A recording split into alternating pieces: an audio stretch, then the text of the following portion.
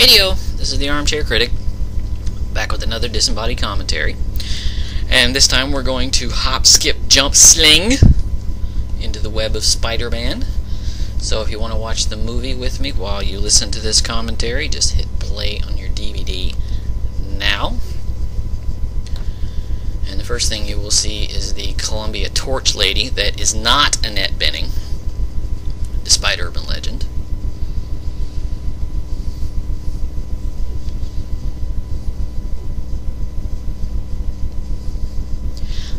I don't remember where this logo started, this Marvel logo, here in X-Men. I think it might have started with Blade. I do know this is the first time they did the flipping pages. I'm not sure, but I think it changes slightly with every movie. I'm not sure. I'm not 100% on that. Now, I have to tell you straight up, I am no expert when it comes to Spider-Man. I read the comic a few times, but my basic knowledge of Spider-Man comes from television and the movies.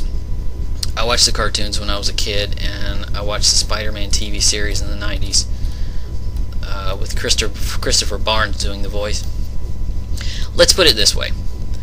I can get into an intelligent conversation about Spider-Man at a party without embarrassing myself. I think that's progress.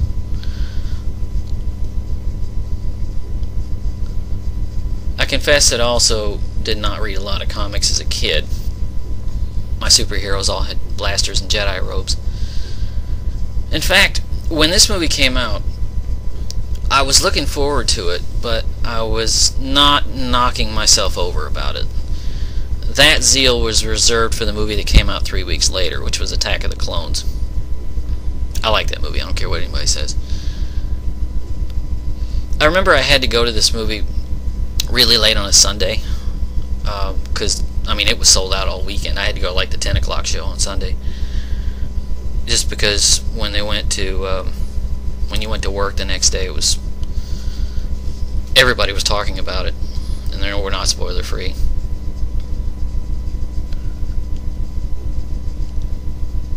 I don't think there were online ticket sales back then. The score here, by the way, getting to the movie now, is by Danny Elfman, and you can hear a lot of Batman in it. Yet this score didn't catch on quite like Batman did, and maybe because they're so similar. This animated city looks so dated now compared with what they can do now. When I heard that Sam Raimi was directing this, I kind of had this wonderful fantasy of a mashup between Spider-Man and Evil Dead. I also thought that a character like Green Goblin was perfect for Raimi's visual palette. Now his version of Green Goblin, we'll get to that later. I got a little rant reserved for that. I like Raimi as a director, although I confess I liked his earlier sort of more edgy work, like Evil Dead. And we start with a narration by Tobey Maguire, and he plays Peter Parker, of course. I always thought Tobey Maguire had a nice speaking voice. It's not the voice of confidence. There's a lot of vulnerability in it.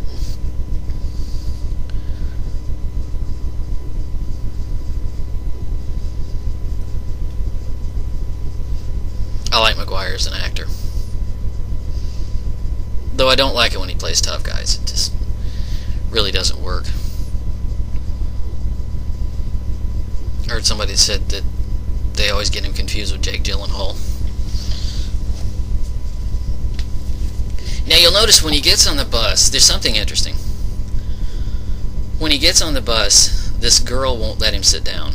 And if you listen to the musical cue very carefully, you can hear what sounds like a cue from Forrest Gump. It's sort of similar to that scene where Forrest gets on the bus and they won't let him sit down.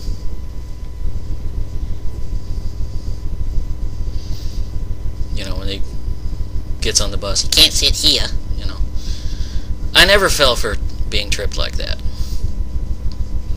I was a geek, but I knew to look for somebody's foot. I might have fallen for it once.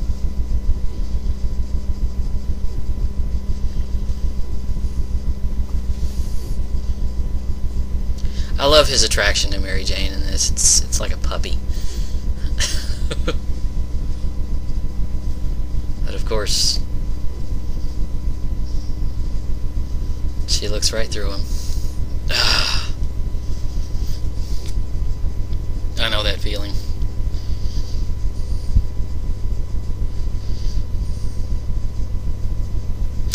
And here's Willem Dafoe and James Franco. Willem Dafoe is one of my favorite actors. He's intense and he's always surprising us. And what I love about this scene, his hair is like hypnotic. It's on par with Michael Douglas in Wall Street. It's perfect. He has a great face. I forgot when James Franco was that young. He was 24 at the time. Tobey Maguire was 27. Kirsten Dunst was 20. They always get actors in their 20s to play teenagers. Why don't they just get teenagers? Oh, and speaking of Kirsten Dunst, this commentary is being recorded on her birthday. So, happy birthday, Kirsten.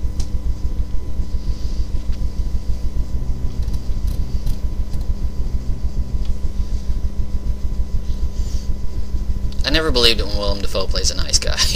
Just... his face is a little too severe for nice guys.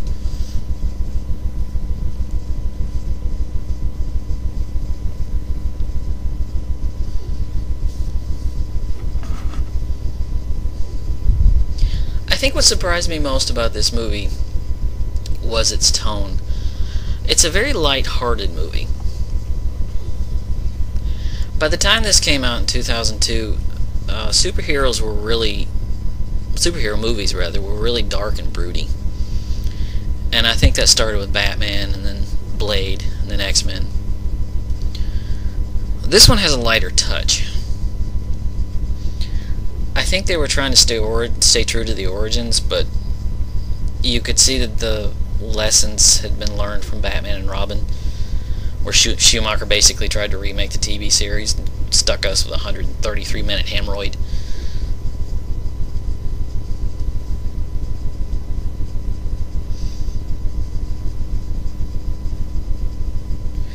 You can see that Peter's kind of a target here, and I think one of Stan Lee's inspirations was to take the image of the 98-pound weakling who gets sand kicked in his face and allow him to be the big guy. But he's still a teenager. I like that difference, you know, that being a teenager and a superhero was kind of new. Because if you notice, everybody else in the superhero universe, almost everybody, seems to be an adult. You know, Bruce Banner, Steve Rogers, Tony Stark. They all seem to be adults who kind of have everything figured out.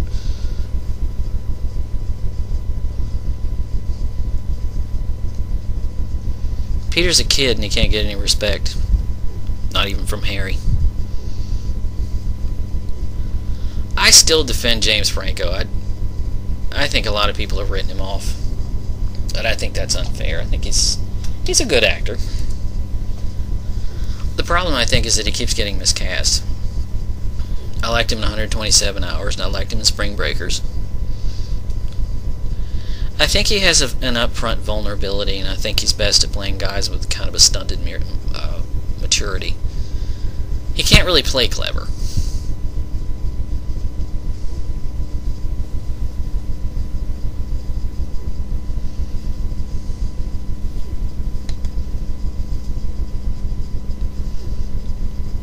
See, I'm trying to imagine if he had played Spider-Man, I don't think the movie would have worked as well. Because you don't feel like he's really had to struggle at anything. Plus being wealthy, you know.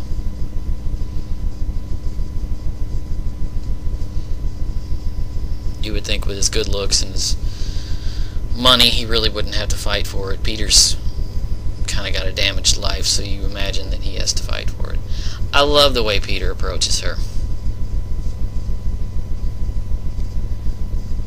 You can see how sweet she is, but he's still awkward in talking to her. You get the attraction. She's really pretty.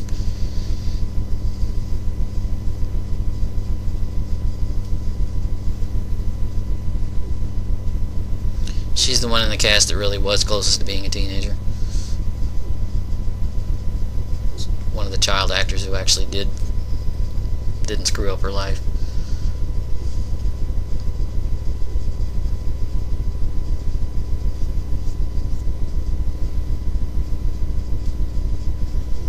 And here comes the moment of truth. I like that the spider is red and blue. Red and blue. I don't know if that's natural or a gimmick, but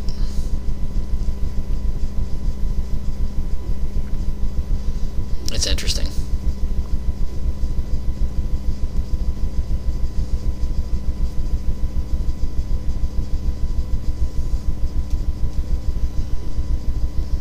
And then, of course, his DNA is red and blue.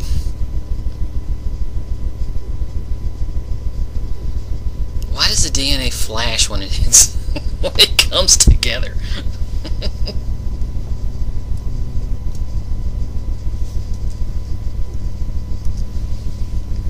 So we get to Oscorp, and we see that they're working on the famous glider, the Goblin later acquired. The guy riding it is even dressed like the Green Goblin.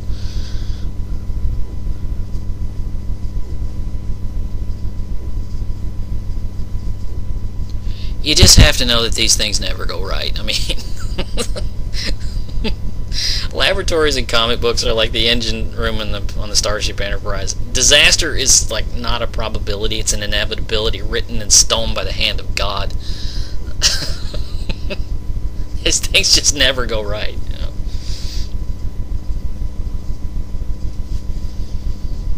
I get the refusal.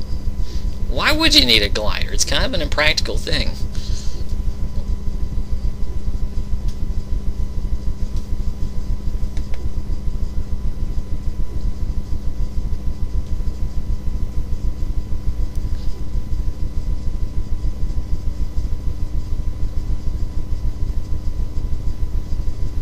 And by the way, military guys in these movies that refuse the research, yeah, they're not long for this world. What is with this guy? You know, there's a guy sitting here in a wheelchair, a bald guy sitting here in a wheelchair. He looks like Professor X. I don't know what that's about. What are they suggesting? Now, I heard a wild rumor that Wolverine was supposed to be in this movie. Is that guy part of that? Now, I know he's not playing that. He's playing Farkas. He's playing a guy named Farkas, but that's just an odd choice. Were they supposed to be suggesting Professor X? I don't know. Now, one thing I don't want to do with this commentary is turn it into an endless comparison with the reboot. I'll just say that I like Raimi's approach and I like Mark Webb's approach for different reasons. Everybody usually likes one or the other. I give a fair shake to both. I did like The Amazing Spider-Man 2, partially. I think it's a better love story than it is an action movie. I think they're vastly different in their approach. The Raimi films seem to exist more in the realm of fantasy. They seem to be manifestations of what was on the page. You know, they're trying to stay as close to the source material as possible. The reboots are trying to stay closer to the real world. I think their approach is admirable because it tries to leave the origins of the page and create a story that's somewhat close to the tone of The Dark Knight, meaning they want to play it real. You know, they want you to feel like it's existing in the real world. That wallpaper is awful. It looks like marijuana.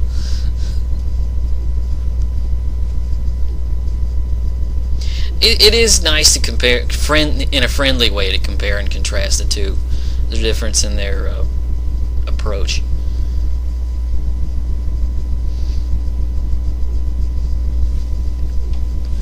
One thing I think that makes this movie a little bit better than the reboots is the transformation scene. I like this better than The Amazing Spider. I like this transformation better than the transformation in The Amazing Spider-Man. Peter gets sick. We see the venom working its way into his DNA, and we see that he really needs to put something on that spider bite.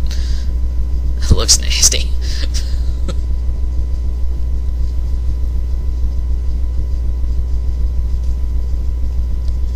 Now, I will have to confess, I'm not totally in love with this movie. The thing about this first Spider-Man movie with me is that it's entertaining without being great.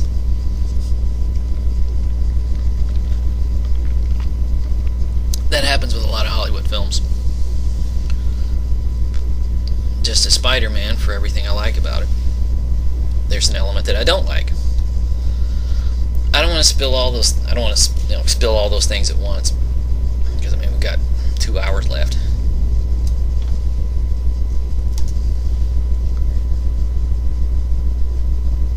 See, not only are laboratories in these movies a place of inevitable disaster, but poor decision making. I mean, why would you test this on yourself? You would think there's a way around this.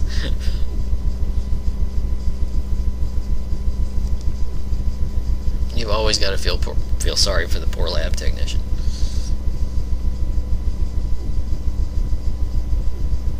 I'm reminded of Darth Vader there.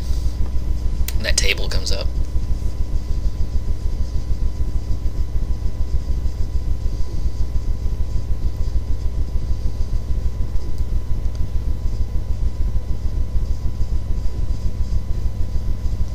So basically they've built a gas chamber.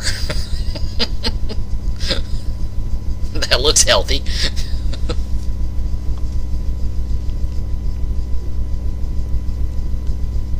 I guess I can't really complain too much about this because this is how it has to happen, but that's also part of the problem. Since this is an origin story, it's sort of telegraphed because it's hard to get around it. Peter has to get bitten. He has to turn into Spider-Man. Norman has to take shots of his own serum. He has to become the Green Goblin. Harry has to get pissed off. He has to become Hobgoblin. It's written in the lore, but to be honest, it often makes for a fairly predictable movie. You have to follow the patterns, because if you don't, you end up offending loyalists. I mean, after all, look what happened to Man of Steel.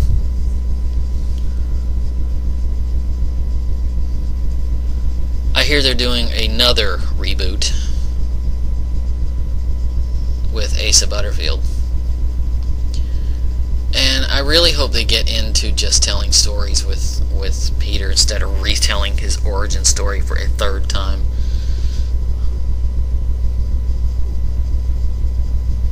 See, the challenge comes when you do with a familiar when you do this with a familiar story.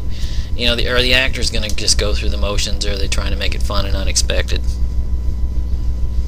And what I like about Spider-Man's origins in this scene is that he really does seem to be surprised by his new powers. When that's done right, the movie works, because you kind of feel what he's going through.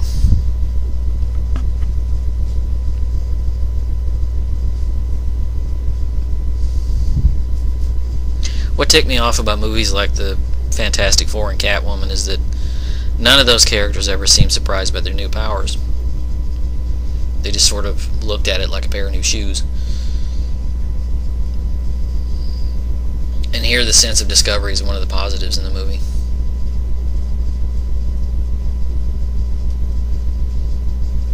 I love the line he tells his aunt, "I'm changing."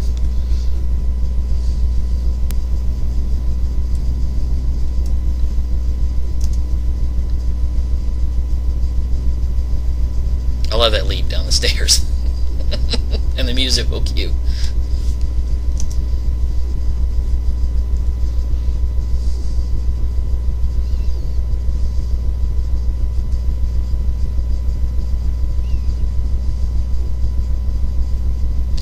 He's had bad luck in life. You know, he doesn't have his parents, but his home life is much better than Mary Jane's.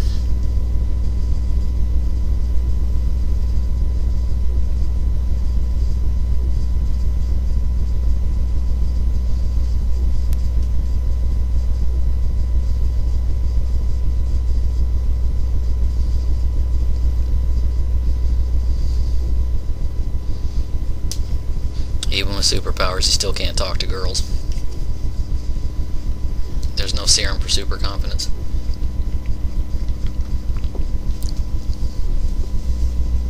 Usually if they gain confidence in a movie like this, they usually turn into a jerk.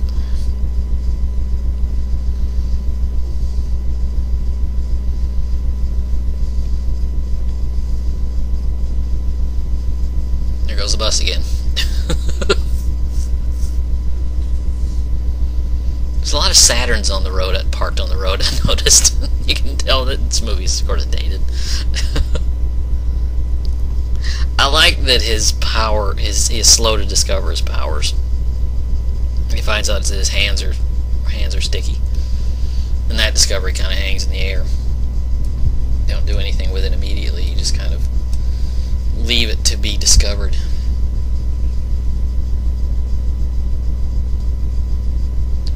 And this movie is trying to do that thing where they contrast Peter's transformation with Norman's.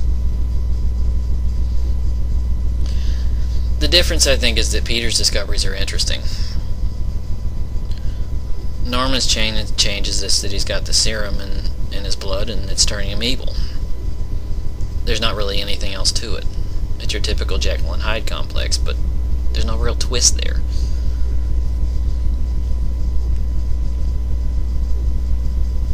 I give points to Willem Dafoe for trying something different with it. Or rather, for playing it well, I should say. And the technician's dead.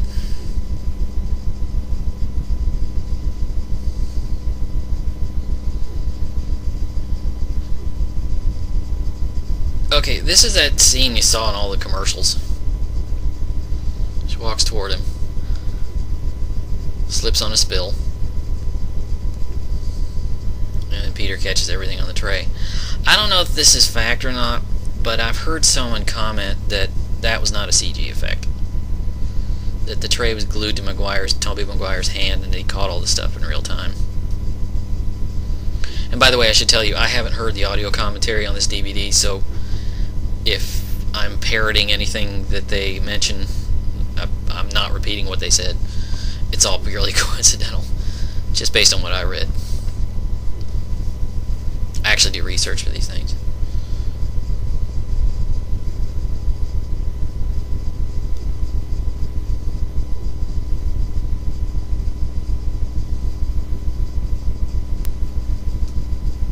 And here he discovers the webs. What's interesting is the webs shoot, and nobody really notices. Nobody saw that. And he hits Flash with it.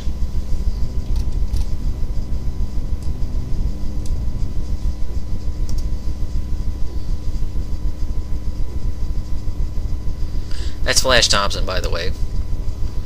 I love the tray bouncing on the door.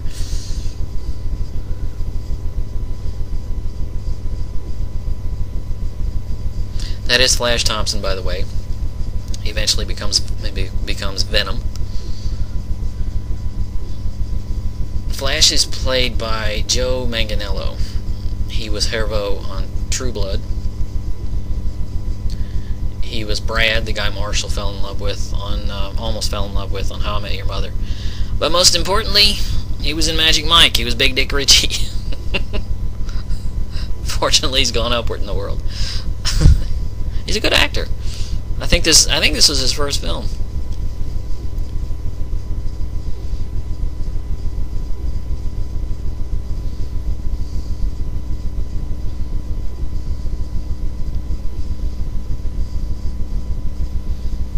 Who didn't want to be able to do this, you know?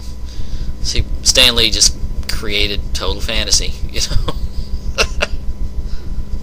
Oh, that was a bad CG effect. That little flip.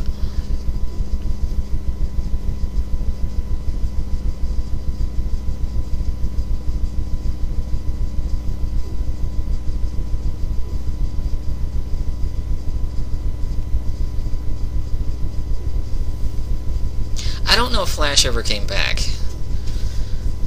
He may have come back in Spider-Man 3, but I don't really remember that. I only saw Spider-Man 3 once. That's really all I needed to see.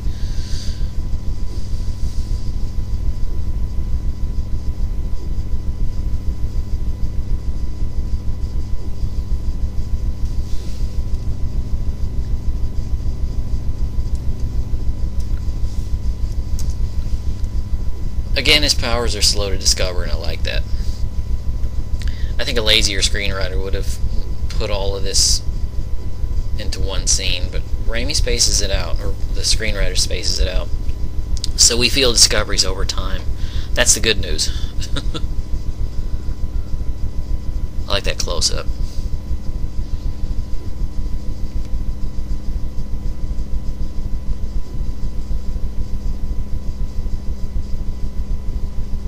I'm not sure how those little pinchers support the weight of a guy who's 150 pounds. But I'm not supposed to ask those questions, you know.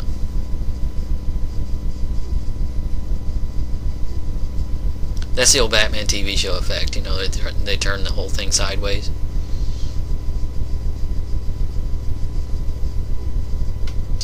The good news is that the discoveries are slow to build. The bad news is that the CG effects don't help, because these effects, that is my biggest problem with this movie. And probably the worst thing about it. Well, I'll say the second worst. The worst is yet to come. I love this thing with the this thing with the web.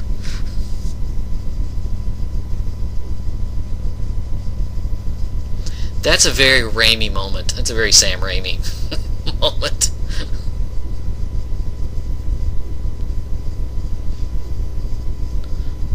But no, I think the effects in this movie never really convinced me.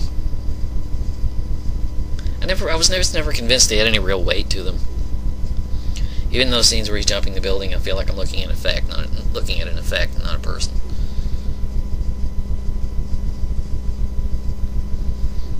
I'd love to know what those webs are made of. I'm sure somebody will probably tell me, but it's got like the tensile strength of guy wires.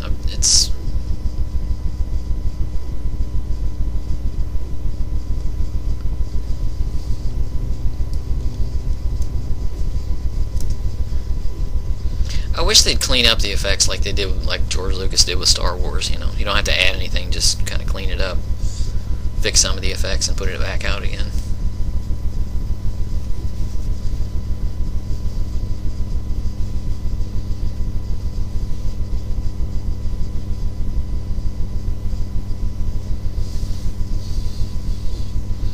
See, and he's got that kid vulnerability. I mean, he's got superpowers, but that doesn't necessarily mean that he's flawless. You know, he forgot to come home and help Uncle Ben paint the kitchen.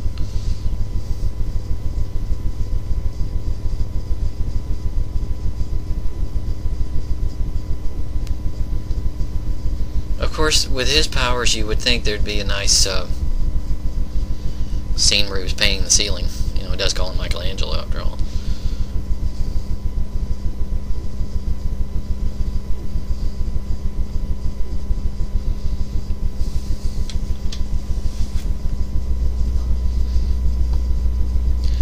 Okay, forgive me, but I'm gonna gush for a minute, but because I adore Kirsten Dunst. I have been watching her ever since Interview with a Vampire. She's got such a sweet personality. You know, she's fragile, but she's not helpless.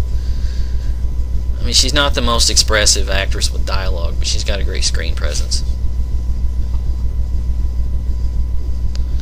If you want to see her best work, check out Sofia Coppola's Marie Antoinette and Lars von Trier's Melancholia.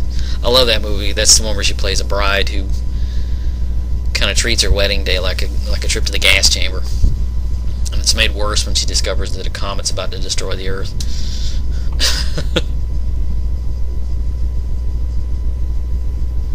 I like the relationship they build here between Peter and Mary Jane. It doesn't feel forced. You know, They're just coming together with words rather than requirements. Of course, I'm just coming off of a commentary of Rocky, where any love story would seem small by comparison.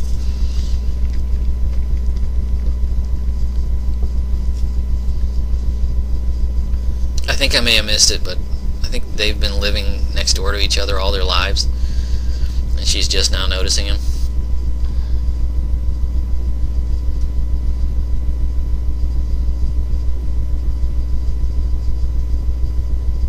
She looks really sad in this scene, I noticed. He's trying to be the voice of confidence, it sounds like.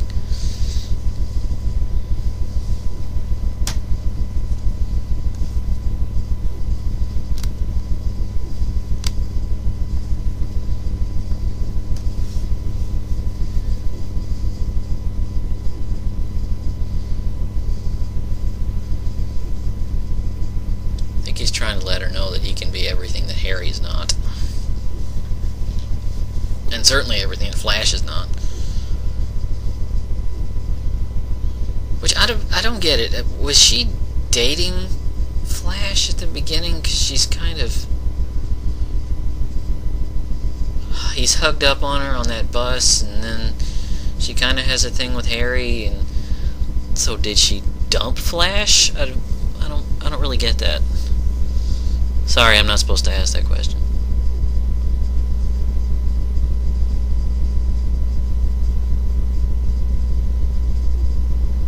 Was that Flash? I think. I'm not really clear on that. I'm supposed to look at Spider-Man. I'm not supposed to think about the relationships.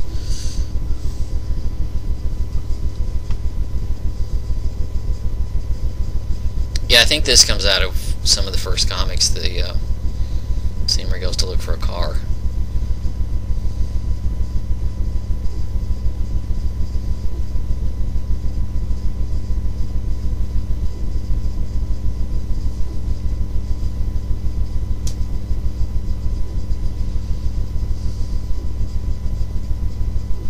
I love the shots of his thought process.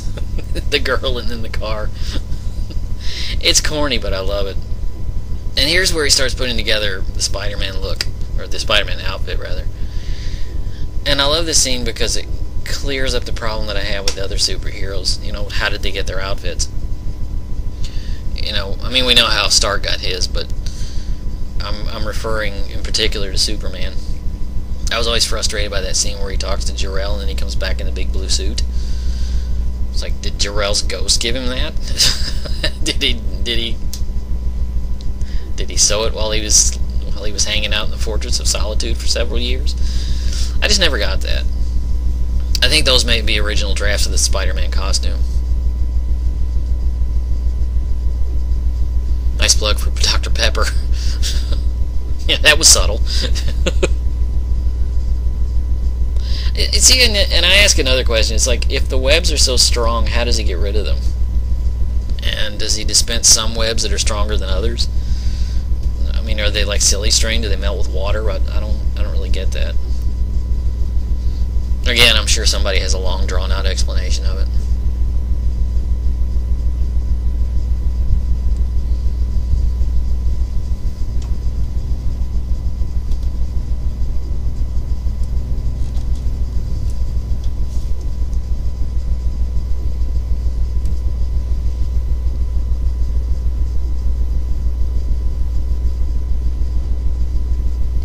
I'll complain about this character, the way they put this character together, but I do like the inner duality.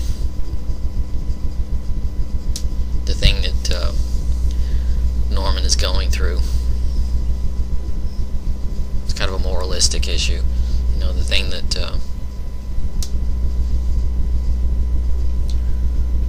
the thing that's driving him mad, I guess.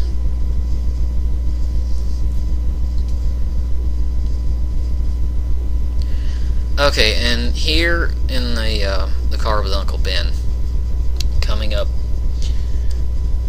is one of the most famous lines in modern movie history. With great power, etc., etc. And it's a great line. There's a lot of weight to it. To be honest, I'll take it over a box of chocolates any day. That's the late Cliff Robertson as Uncle Ben. He was always kind of a gentle actor. Yeah, I think he was most famous for winning an Oscar for playing Charlie, an adaptation of Flowers for Algernon. Another guy that changes, becomes smarter with the use of a formula, experimental formula, I should say.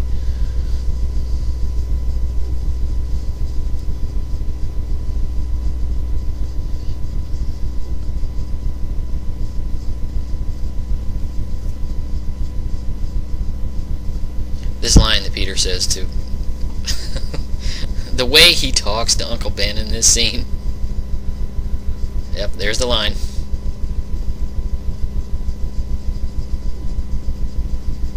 The way he talks to Uncle Ben in the scene, yeah, my dad would have I would have never spoken to my dad like that. I know it's his uncle, but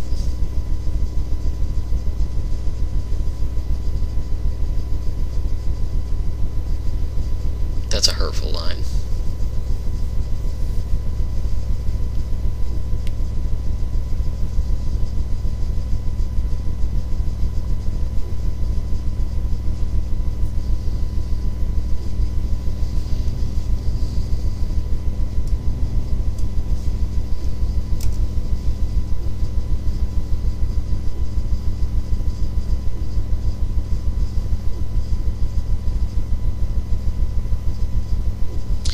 And here we get to the scene where he's gonna go get the $3,000.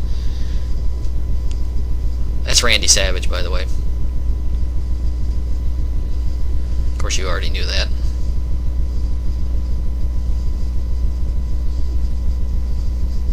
I used to be a big wrestling fan, so I admit to being a fan of Randy Savage. There's Bruce Campbell. I always said that at some point in his career, Bruce Campbell should have played Plastic Man. I mean, he looks like him.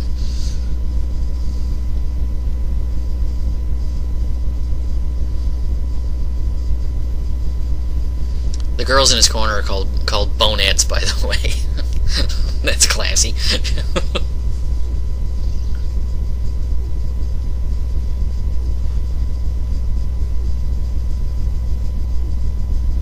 And here's another Oscar winner, Octavia Spencer. She won her Oscar a couple of years later for The Help. At this point, she was kind of like Sam Jackson. She was like in every third movie.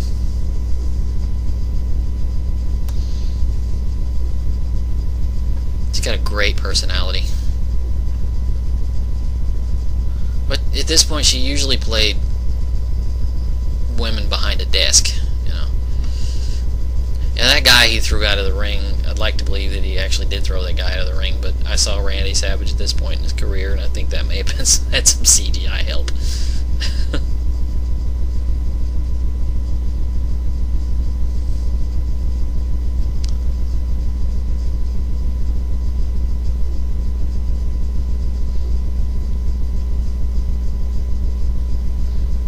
I like the sign that somebody's holding up. File under D for dead. Never give wrestling fans points for creativity.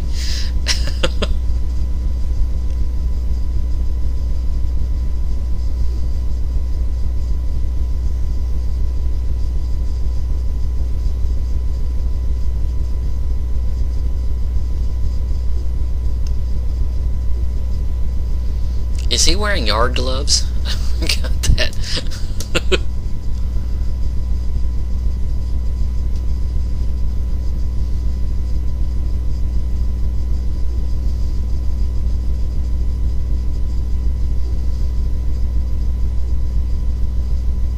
She looks familiar.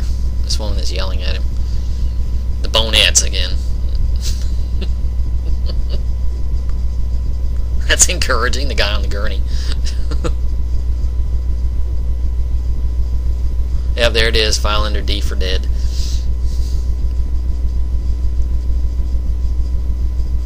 I like that they make this a cage match.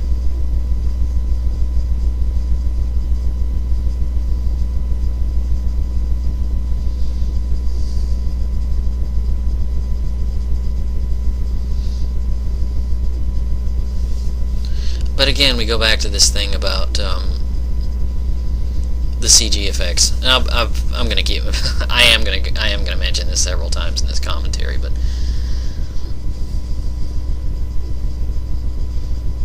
Randy looks rough in this scene.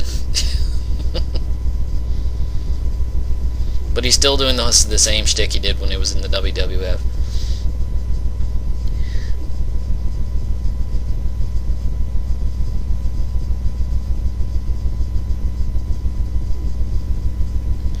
I don't know if Bonesaw McGraw is an actual... I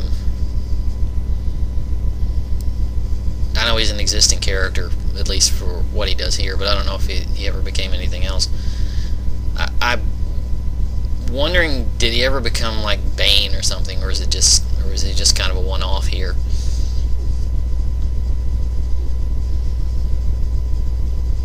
You can imagine him becoming like the Hulk or something. I watched a little bit of wrestling. I don't ever remember a crowbar in the ring.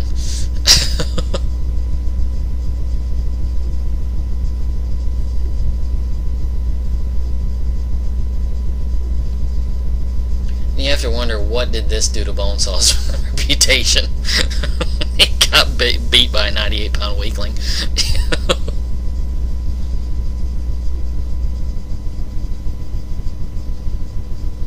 I love his eyes there when he wins. One of the great advantages to having Peter be a teenager is that his mistakes feel a little more palatable. Adults make mistakes, but not quite like teenagers. And this scene directly pays off from what Uncle Ben said about responsibility.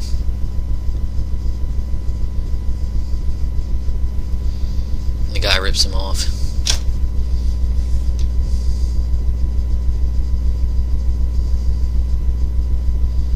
He promised 3,000, but he gives him 100.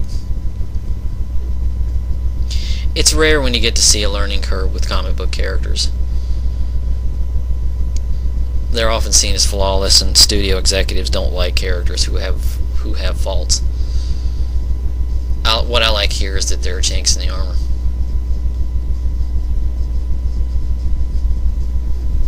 That actor is Michael Papajohn. He's one of those, he just turns up in a lot of stuff. He's actually a really good actor.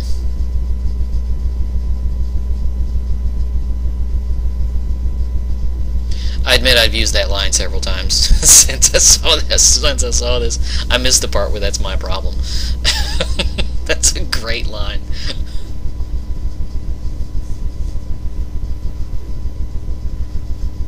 Yet what's great is he learns from his mistakes.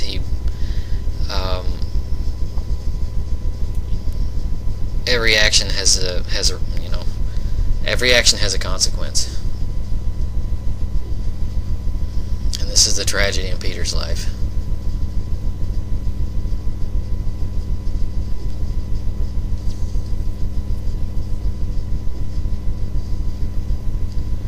And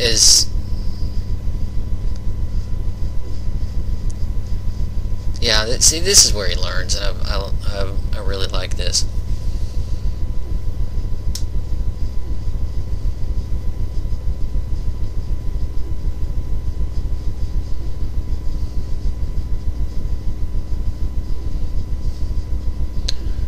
And as much as I like Tobey Maguire as an actor, he has an awful cry face.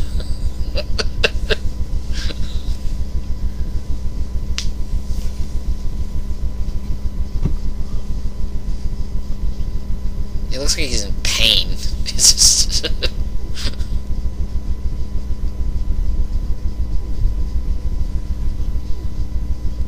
that's a terrible face. I'm laughing at the most serious moment in the movie. It's just... And then sorrow turns to resolve.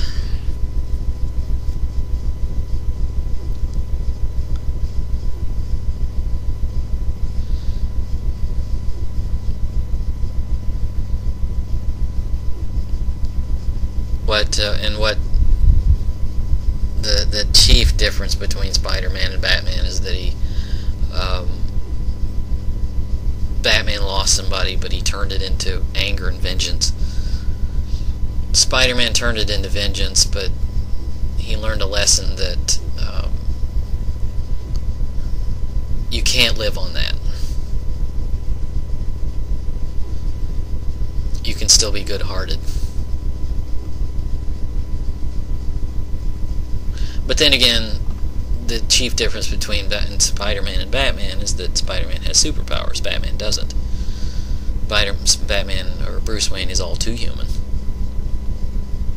And he's older, you know.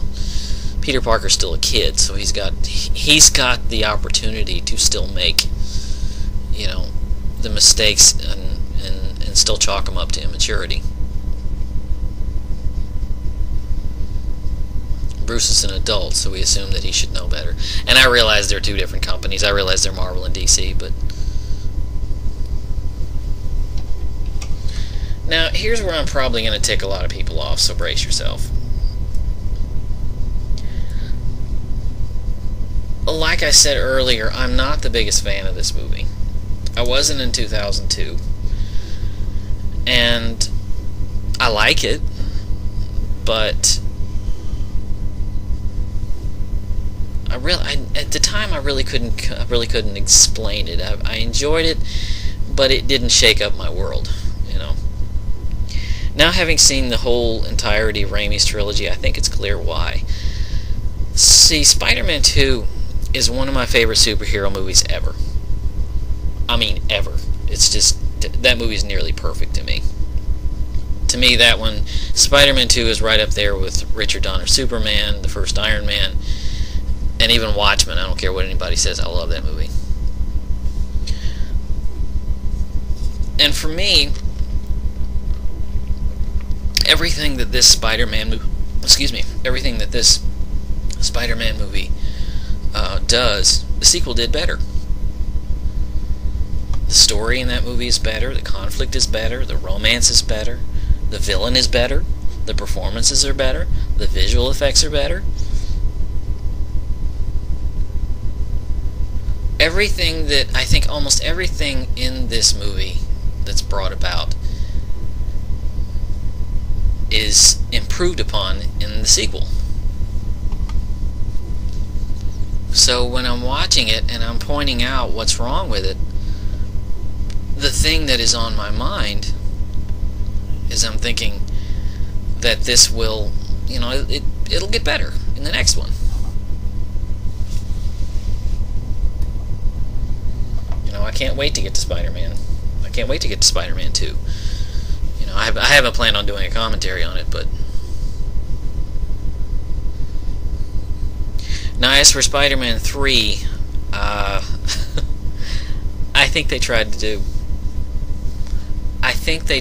to one-up everything that they did with Spider-Man 2, and the tone of that film was bigger, bigger, bigger. And the movie came out as a mangled and misshapen mess. Spider-Man 3 was just... To me, Spider-Man 3 was just awful. They were trying to do so much and have so many subplots and so many characters that it just, for me, it just fell apart.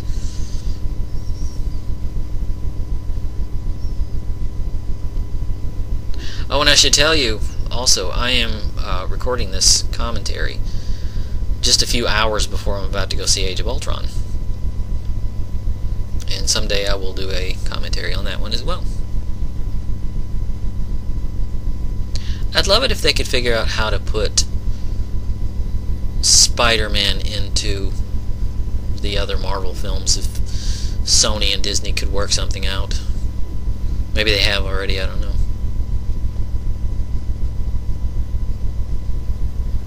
He's sitting on the Chrysler building, by the way. That big eagle head.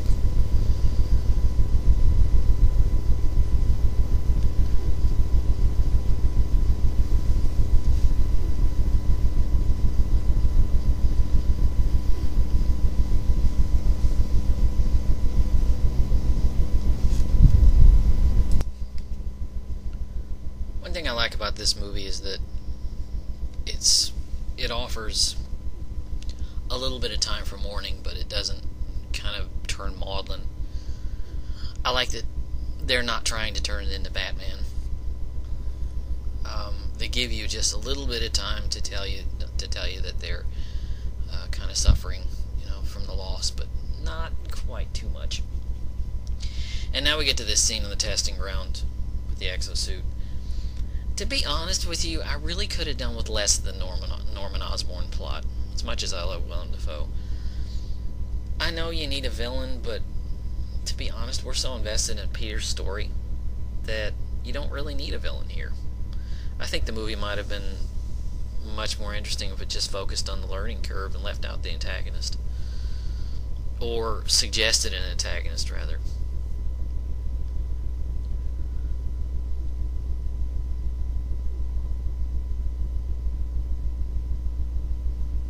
And Peter graduates.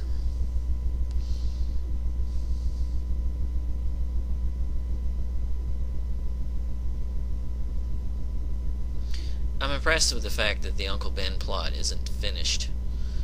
It continues over in Spider-Man 2, and the drama there is even heavier.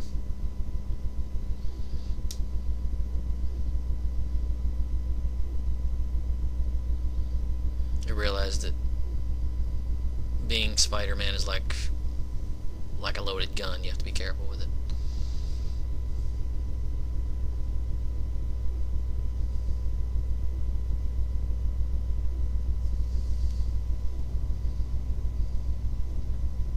See, I could have even done without Harry.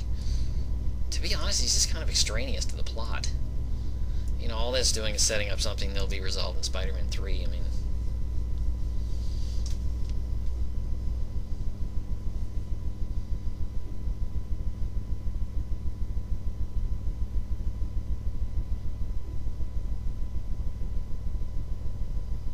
he comes home to a half-empty house,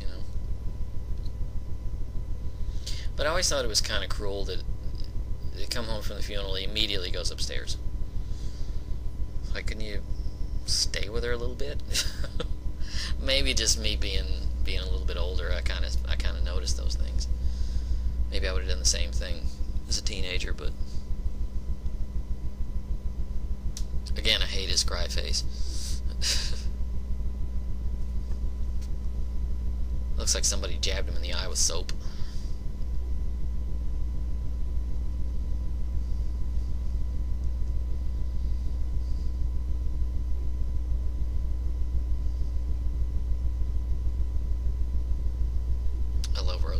She's such a wonderful actress. She looks a lot like Aunt May in the comics. She's got this very grandmotherly way about her.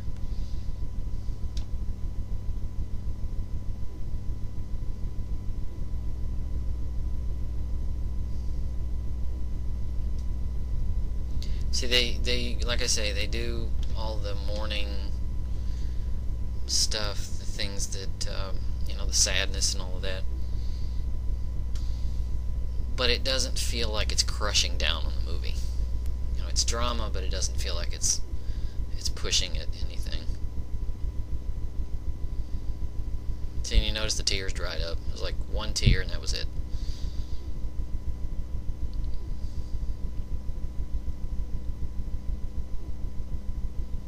It's a good relationship. I like this union with him and Aunt May. It's very sweet.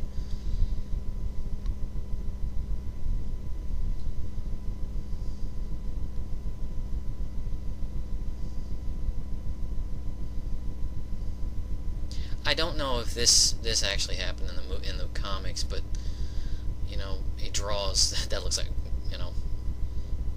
I like that he painted the eyes with liquid paper. Like I say, I don't know if that's how he did it in the comic books, but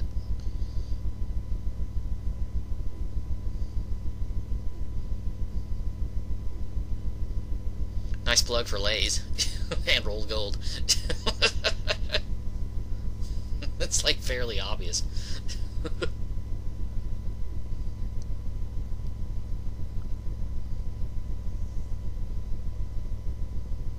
See, these scenes always make it feel like it came right off the page. It's nice.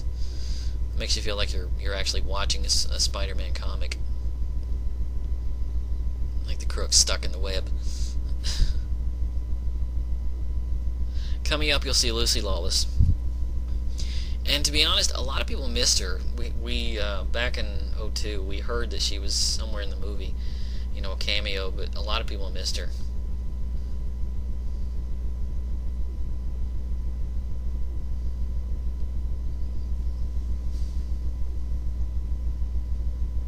Friendly Neighborhood Spider-Man, I love it. Yep, there she is.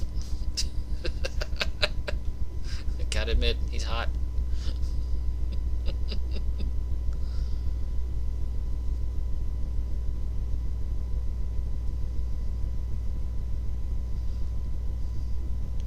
Of course, you have to see it as total fantasy, and that CGI effect is bad.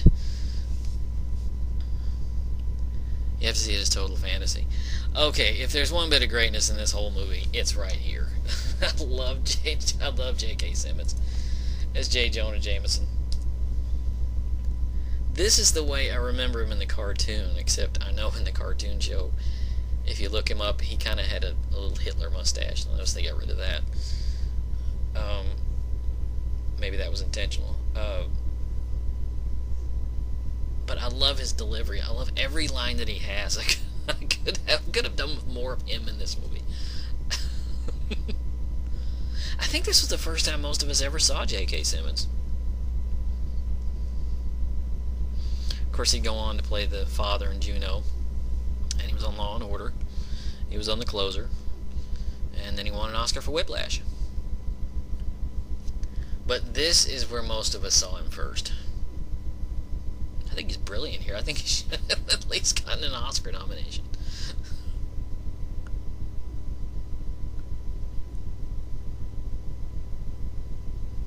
He reminds me a lot of Jackie Cooper in Spider-Man.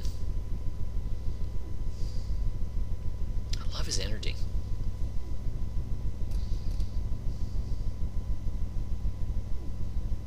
I remember when this movie came out, there was, of course, like this flood of this giant flood of merchandise that came with it, as it does with every big movie like this.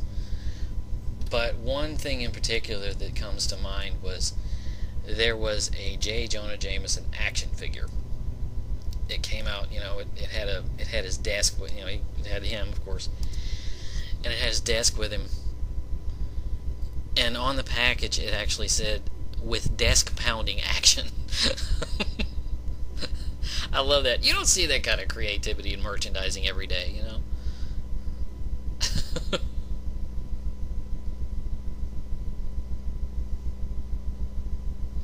I like the fact that the movie is trying to build a relationship between Peter and Mary Jane, but the rest of the world keeps getting in the way.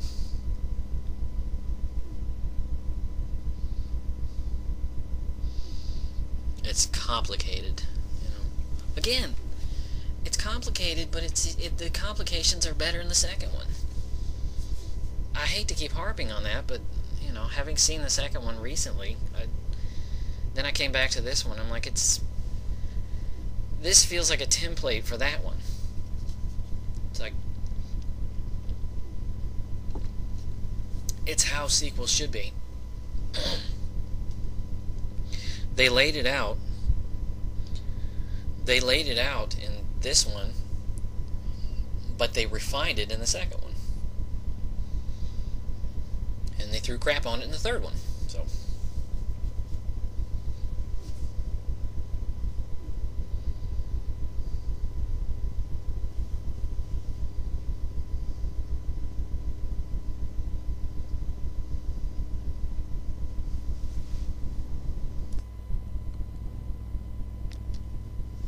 don't even get me started on the third one. I hated that movie. That movie was just bad. It was just trying to be too many things all at once. I guess I'm starting on it, apparently.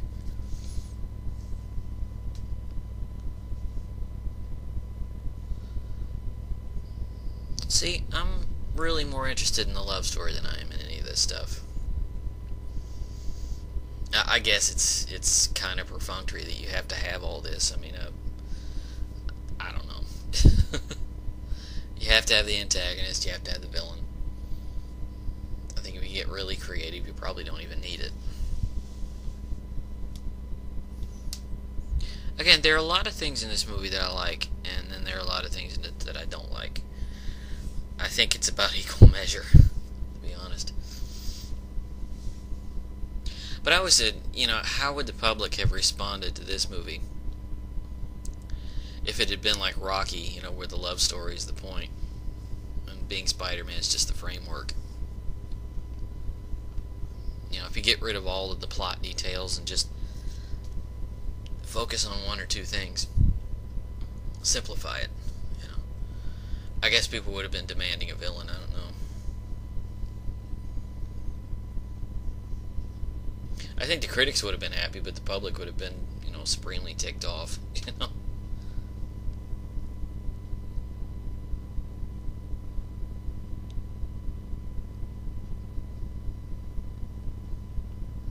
I like that Peter becomes his own publicity machine.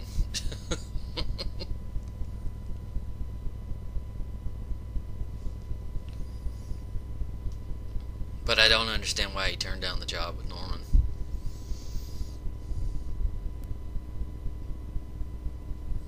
God, that CG is so bad. It's like a rubber ball.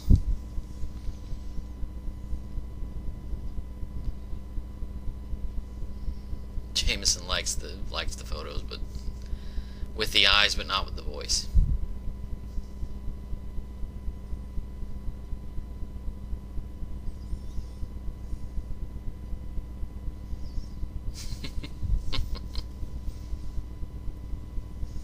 I noticed he calls Jameson calls him Atticus.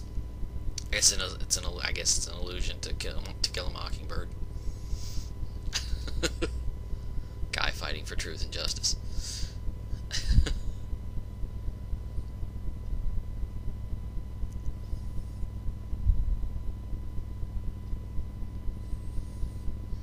By the way, being a freelance photographer sucks. It pays nothing and you get blown off for, just any petty reason.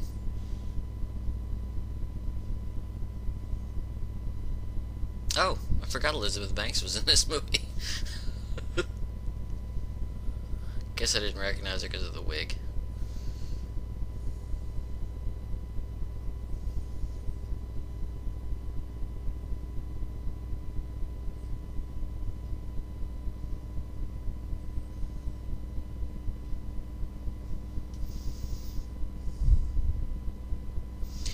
I guess I could deal with the whole thing with Oscorp if there was less of it.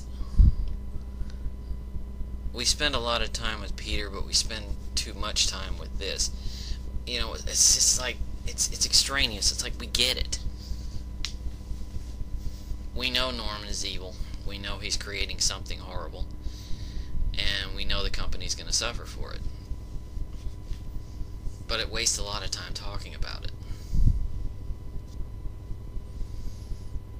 I guess this is setting up what he's going to do later. What he's going to... This guy looks like Bob Barker. And Professor X again.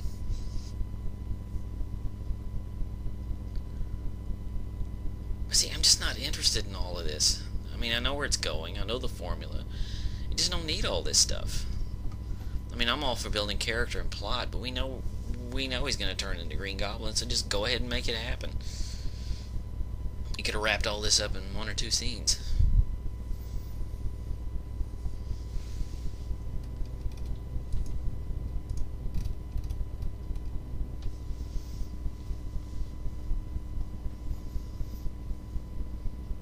And they just signed their own death warrant.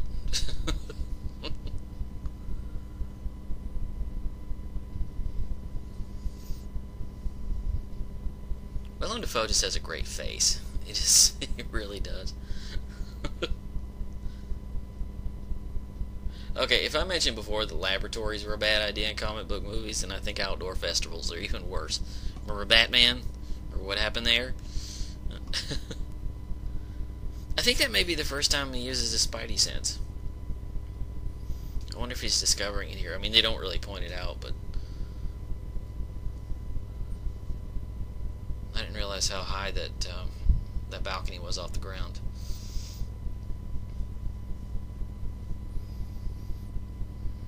Put all your dignitaries in a secure location, you know. Yeah, Professor X is about to bite it too.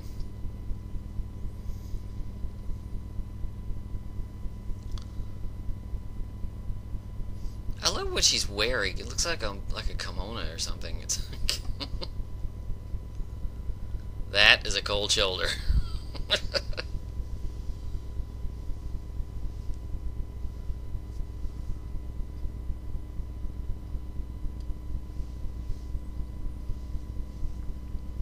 Now, as many problems as I have with the Green Goblin in this movie, I do have to say he does make a great entrance here. In a second. First, we got to deal with Professor X. I know his name is Farkas. I know that. It's just he just reminds me of Professor X. That's a good entrance. From behind the Singular Tower. That is a really good entrance.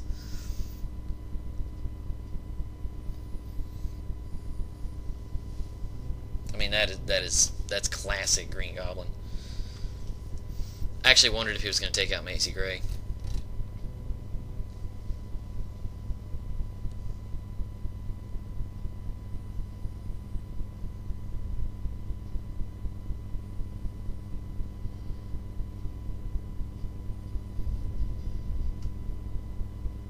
Nobody ever really gets worried here. It's like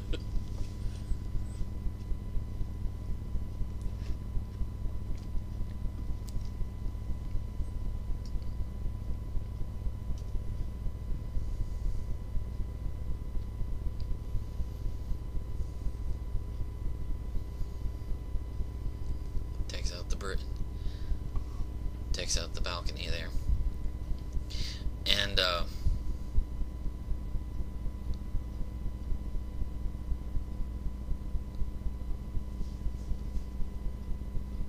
comes this breakaway balcony here again. It's a good thing he had his outfit on, you know, and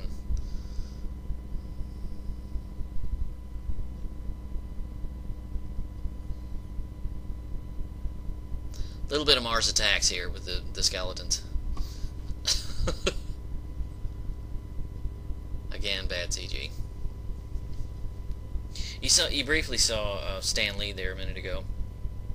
I think this was his first cameo. It's more serious than other films, and also brief. You know, really brief, because usually he has lines. I think his best cameo was in Guardians of the Galaxy when he was kind of this Hugh Hefner type. You know, knocking on some girls. But then again,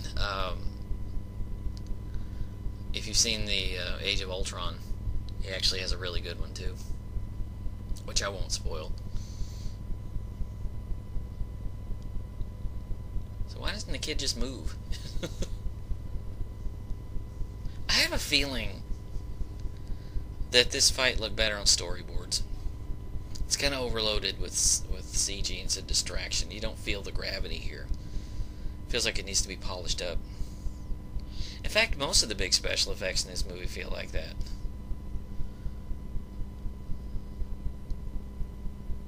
Oh, that mask is terrible. I do like the Jamaican balloon. That's kind of cool.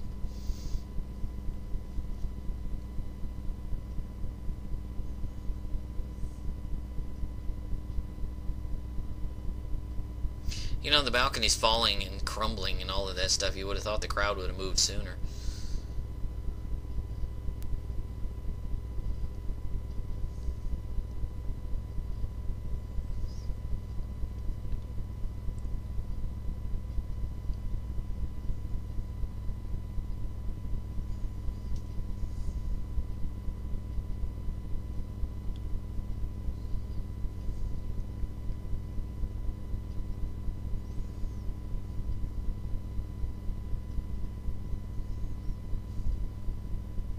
That was a pretty cool fight, I have to admit. Excuse me. She falls to the ground, or almost falls to the ground.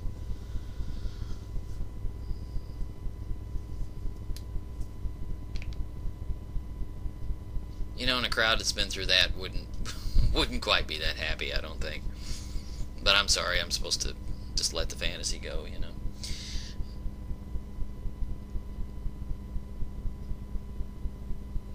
And I think what they missed here is, it's hinted at a little bit, but, you know, the idea that Mary Jane is more in love with Spider-Man than she is with Peter.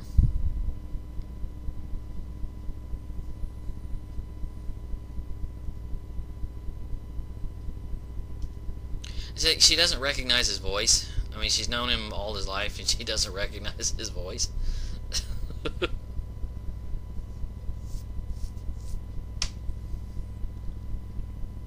love that smile.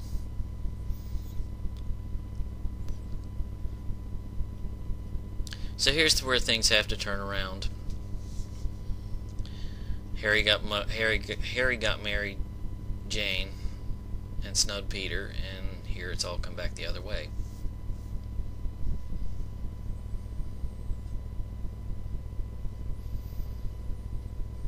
It looks like James Dean again. You know, he played James Dean. I may have mentioned that before.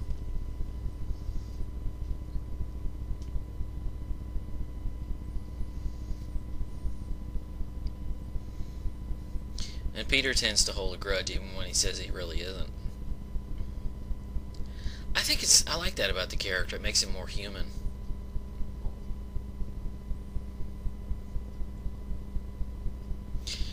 And I know I've said I could do without the villain subplot, but really I do like this scene coming up here. It's very Jekyll and Hyde. You know, Peter has to deal with Spider-Man, which is tough, but not nearly as tough as having to deal with his duality.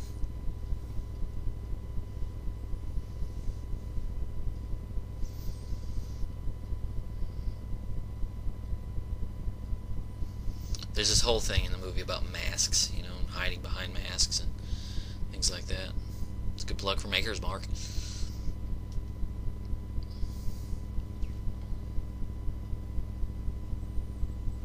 This scene this whole thing with dealing with his duality reminds me of Gollum.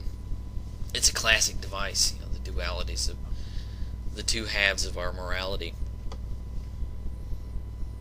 But wouldn't it have been much more interesting if it came naturally without the serum? Of course, I mean, with Gollum it came because of the ring, but yeah, I love the masks on the wall there.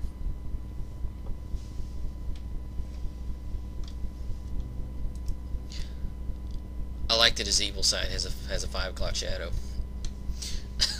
Evil never shaves, apparently. Put that on a poster. And apparently it drinks.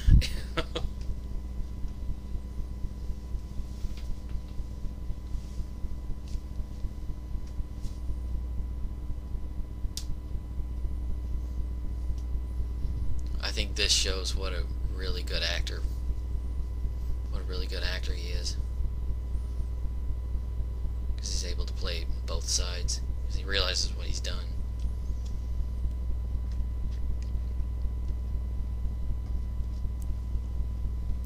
Willem Dafoe is terrifying when he gets angry,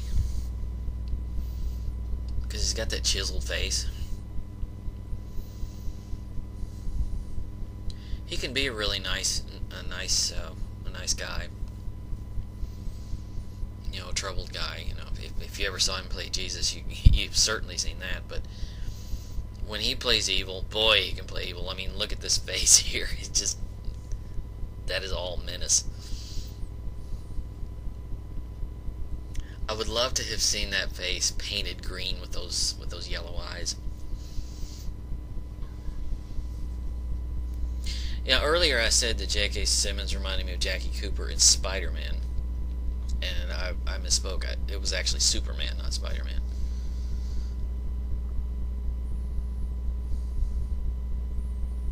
That was Ted Raimi, by the way. He came up earlier and I didn't mention him. In print, it's libel. That's actually true.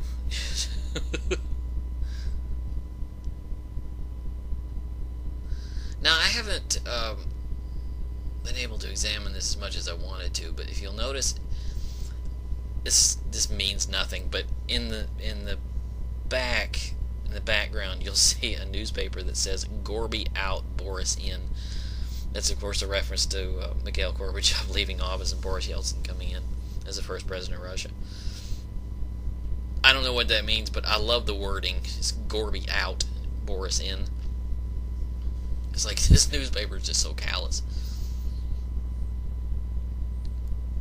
Okay, it's time for a little rant. As you can tell, I have one or two problems with this movie. The CG effects are the second worst thing in the movie. The worst for me is that stupid looking mask. I mean, it just looks dumb. I mean, it looks like something from the Power Rangers, you know. When I think of the great makeup artists who work in Hollywood, you know, like Rick Baker and V. Neil and the Westmores, or even the kids on Face Off, I imagine how they might have turned Willem Dafoe's face into the Green Goblin. That would have looked amazing. Why did they go for that stupid-looking Transformers mask? I think my problem is chiefly that mouth with it just hanging open. It looks dumb.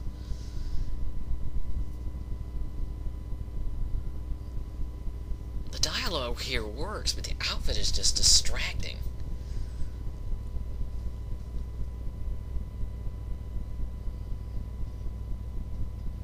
And his eyes sticking out. Oh God, it just looks so bad. I do like him leaning on that thing, though.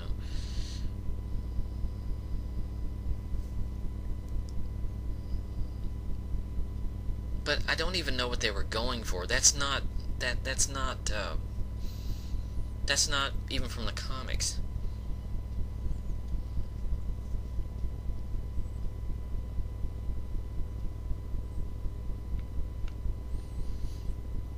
I mean, the conflict is fine, but you're just constantly looking at that mouth gaping open.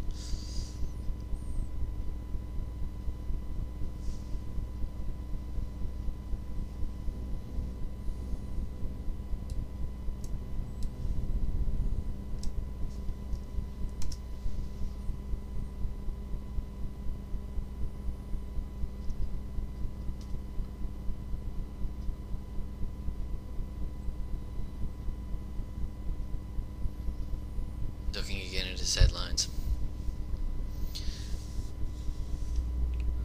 But it's turned back the other way because Spider-Man is now hated. Now, I said before that everything this movie does right, the sequel does better, and I think the relationship is one of those things. This relationship. It's a sweet little romance, but it gets meatier and much more dramatic the second time around. This feels like an appetizer.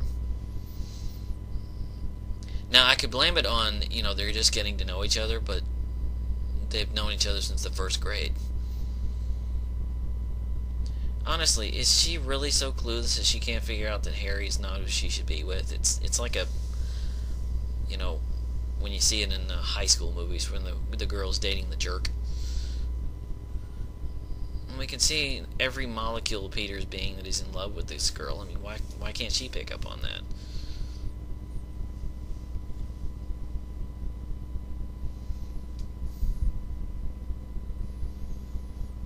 And you kind of clue into the fact that she could simplify her life so much if you would just drop all these jerks and go with the nice guy.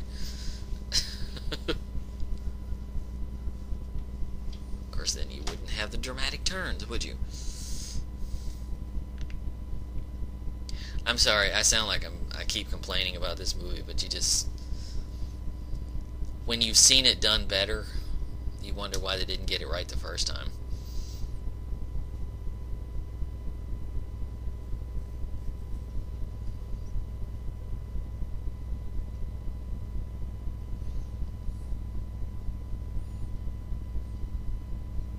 And then he gets a chance to save her.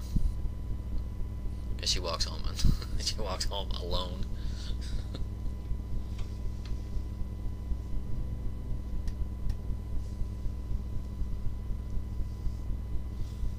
And see, this will illustrate the problem with your duality.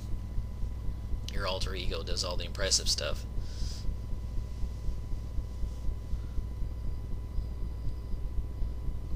That was a very weak kick.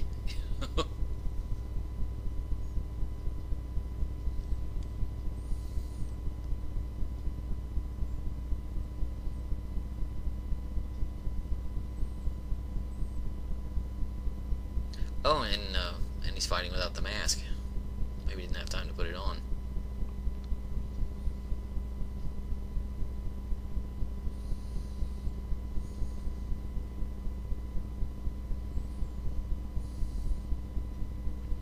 That was an interesting twist.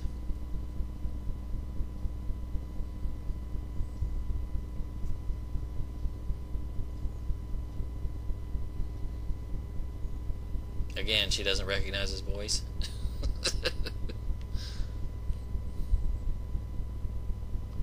I have to admit that this kiss coming up here is kind of sexy. I'll say this, it's sexy looking.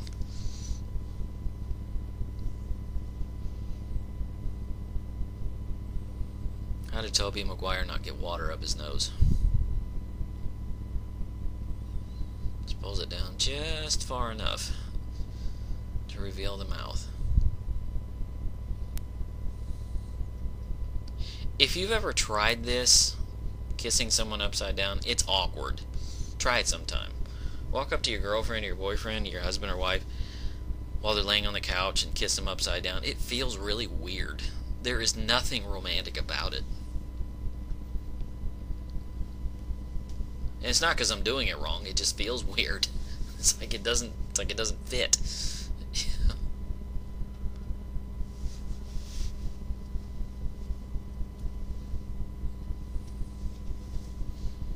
That's more Mary Jane than I would have thought we would see in this movie, but that wet t-shirt. I was trying not to mention it, but you know.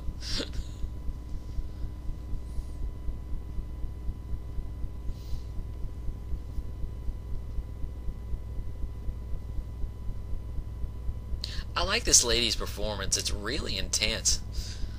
I found out her name is Deborah Wakeham. She's done a lot of television. She's kind of one of those faces that you've seen a million times, but you never really put a name to the face. But it's a really intense performance. It's only about 20 seconds long.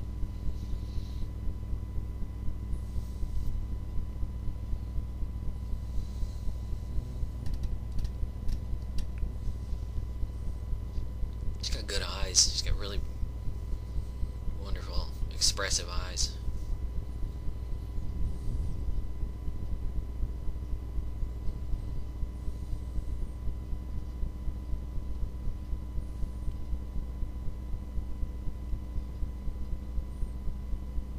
Nothing clears up bad publicity like saving a baby from a burning building.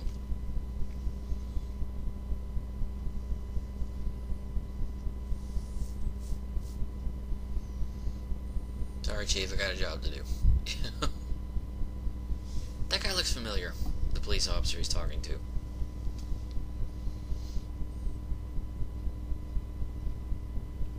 If you know who he is, let me know, because I tried to figure out where I've seen him before, and I can't place it. I can't deny there's a lot of intensity in this scene, but I can't.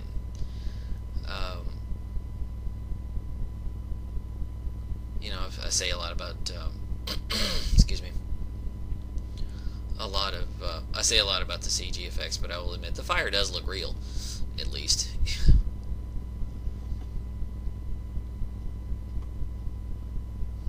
This is one of the few action scenes in the movie that doesn't look over CG'd. Though you do have to get through that mask to get to it.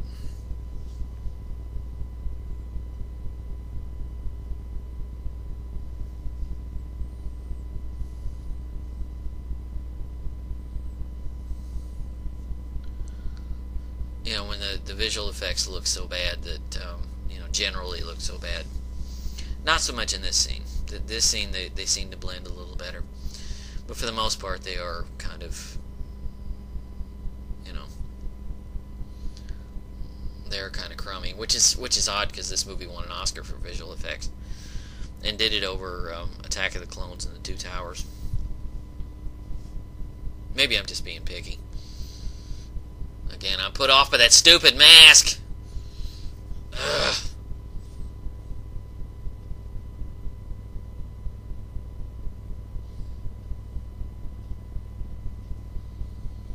Willem Dafoe is just one of my favorite actors. I've seen him in everything.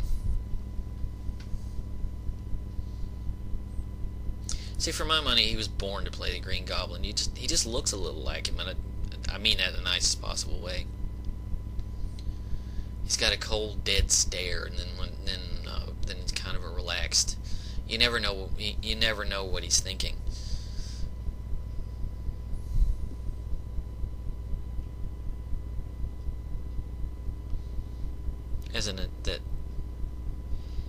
As intense and cold-blooded as he can be, it's strange that his best performance was Jesus. He should have won an Oscar for that.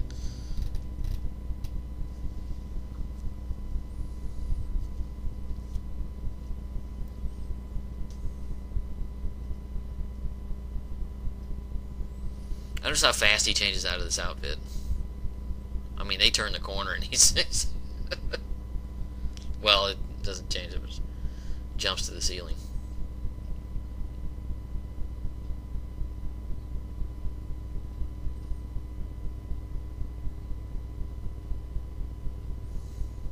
That was my mistake.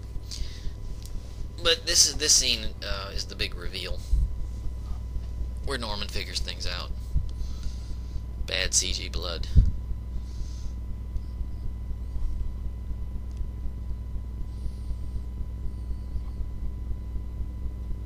Where did he go? The narrowing of the eyes.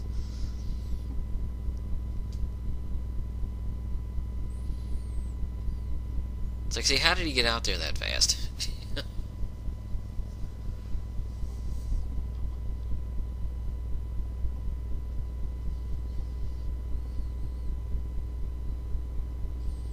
Probably would have been best to keep the jacket on.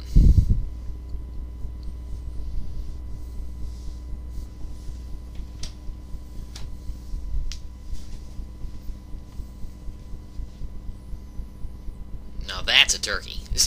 Like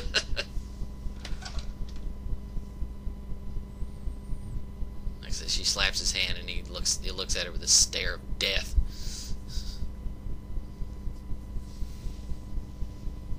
I love the knives.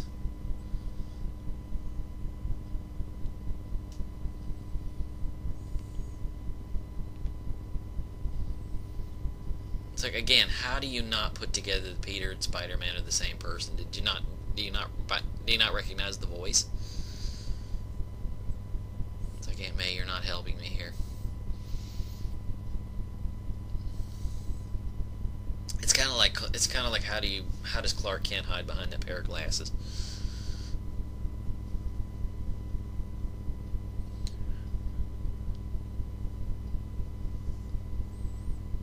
It just kind of puts it together.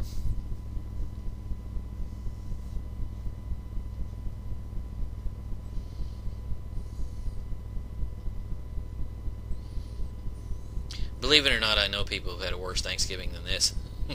Fortunately, it hasn't happened to my family yet.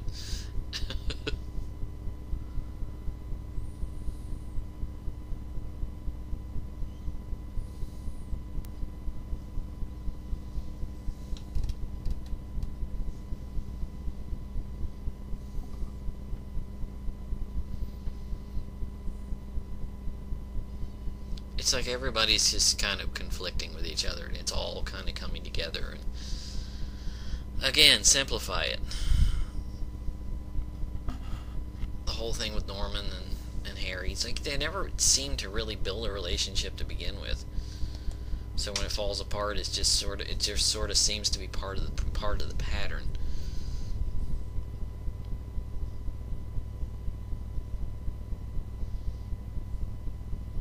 It's like one by one, everybody just gets up and leaves.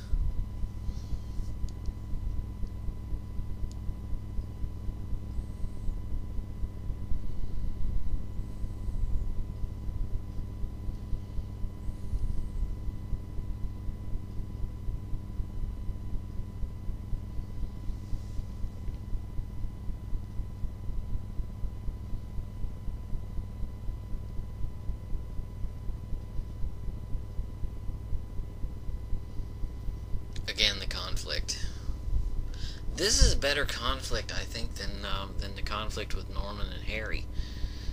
This is like this inner demon that goes on, you know.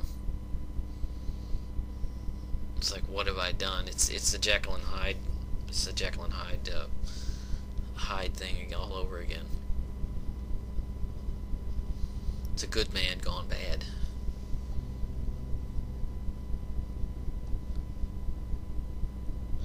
I always thought this scene was really, really uncomfortable.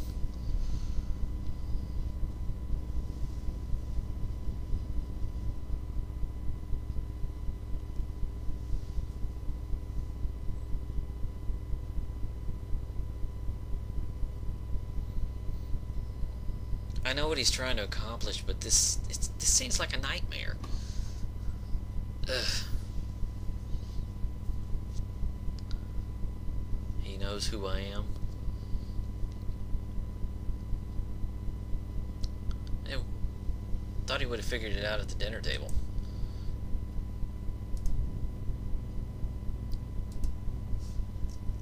See, this is what frustrates me. We know what Peter knows. We know what Norman knows. But it just kind of goes on and on so dramatically. We're ahead of the movie by about half an hour.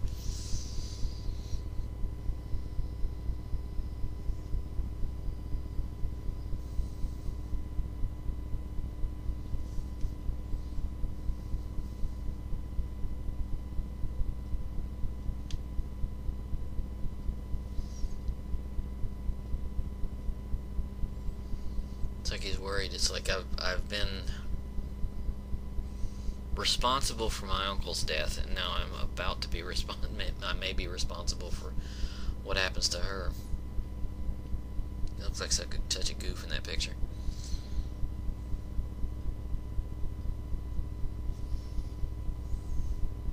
There are a lot of scenes in this movie where he just sits and looks.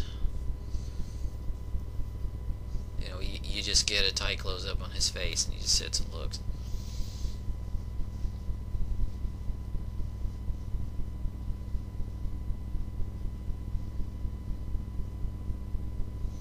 See, even now as I'm watching this conversation between Mary Jane and Peter, the dramatic tension just gets a little frustrating. It gets into the kind of fumbling dialogue that goes on too long. It's like, Peter, you're babbling.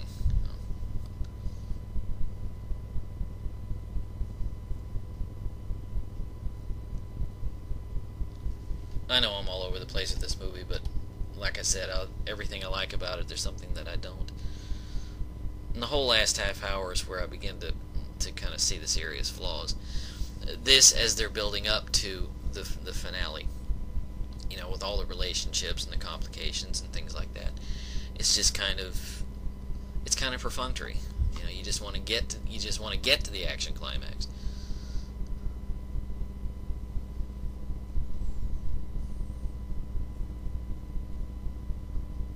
What I do like about this relationship is that it kind of breaks away from something that in most movies bothers me is where all of the dialogue has only to further the plot.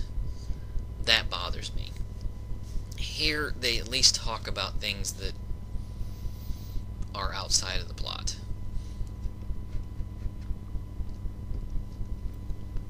You at least feel a union between them. And I guess I could see this as sort of a prep for the second one. You know, you're ready for what it builds in the second movie, so that it gets rid of all of this. You know.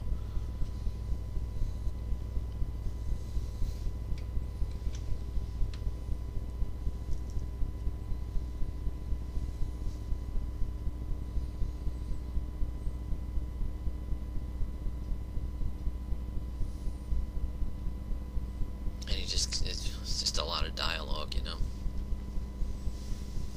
But at least it doesn't feel like it's just, you have to say this right now. You know, because it's got to set up the next scene. She's got a really expressive face. I know she's a really good actress. I'm sorry, I feel like I'm babbling. I should be commenting, but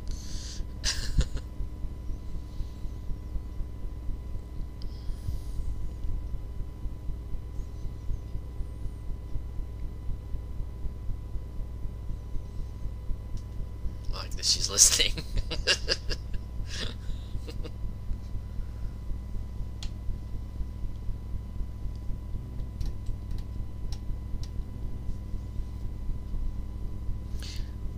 Again, simplify. In truth, the whole three-way romance thing between Peter and Mary Jane and Harry, I don't know, I just don't care about that angle. I guess I may have liked it better if they'd simplify it. I'd love more moments like the one we just saw, with Peter and Mary Jane, romance threatened by his alter ego. Less is more. That's just my opinion.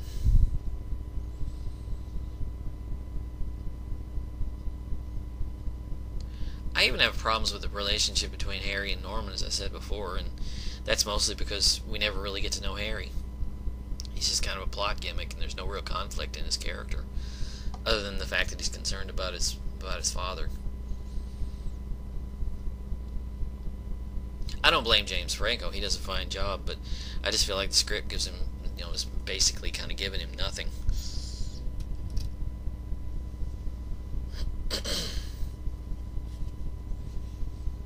Why do rich people always wear black in these movies?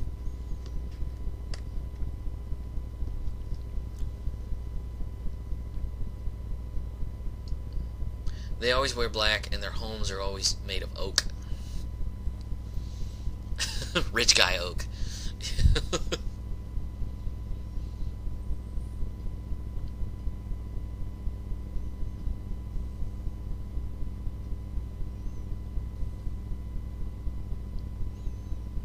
I guess I enjoy this movie more when I'm not really thinking about it too much. But when you do these commentaries,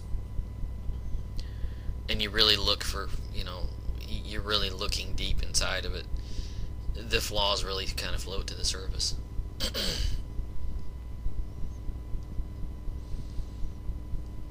And this is not really, excuse me, this is not really a movie that sets itself up for examination.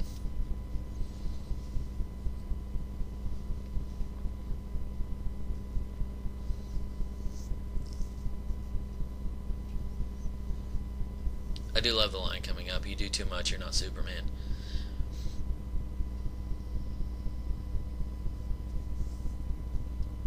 I love the Aunt May character in this. She's just so understanding.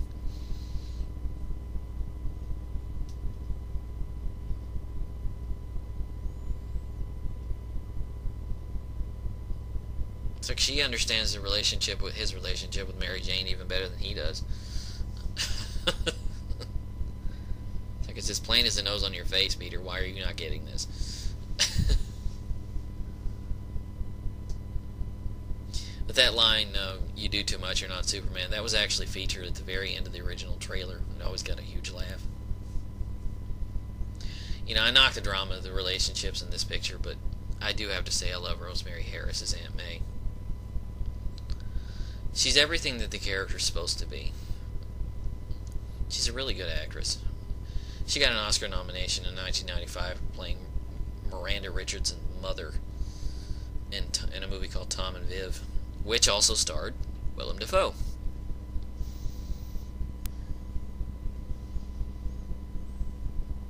Hey, payphones, remember those?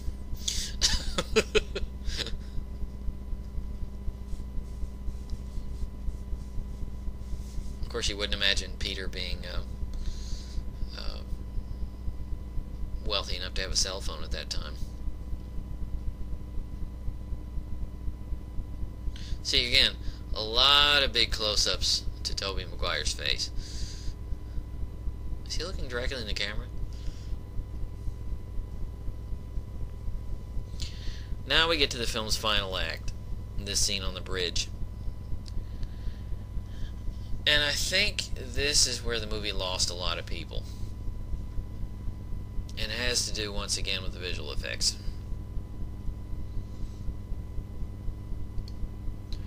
By the way, if you're keeping count, this is the third time the Spider-Man has had to come to save Mary Jane.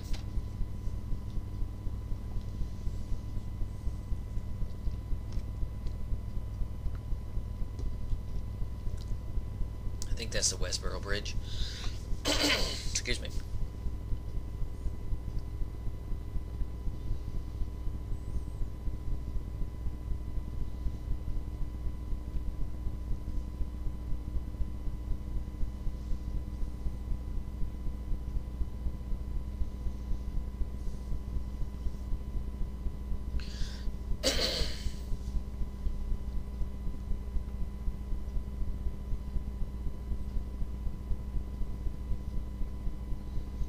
One of the things one of the online critics the online critics love to point out is that Mary Jane's major function in this series is to be saved.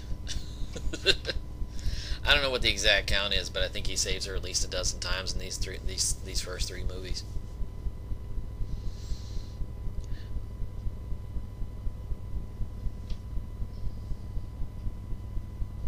Though it does present an interesting moral dilemma, as many problems as I have with it.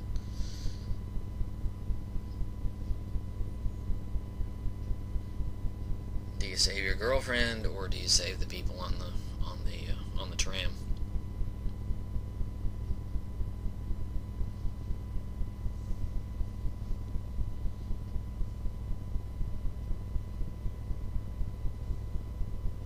But I think the reason this scene leaves most people cold is, again, the visual effects. If you look at some of the long shots, you can tell they're CG. You're supposed to suspend disbelief, but I just find it to be a distraction. You don't feel the gravity and weight of Mary Jane in that tram car. And of course, naturally, the tram car is full of kids.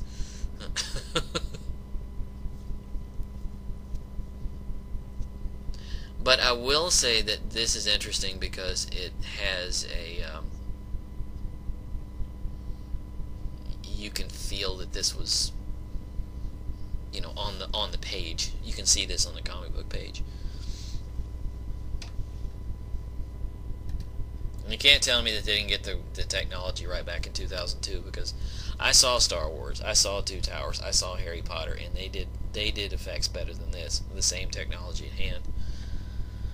Okay, now this scene with the confrontation with Spider-Man and the Goblin, it has what the last scene did, what that previous scene didn't, which is a sense of weight. I didn't read very many Spider-Man comics as a kid, but this scene's based on one that I did.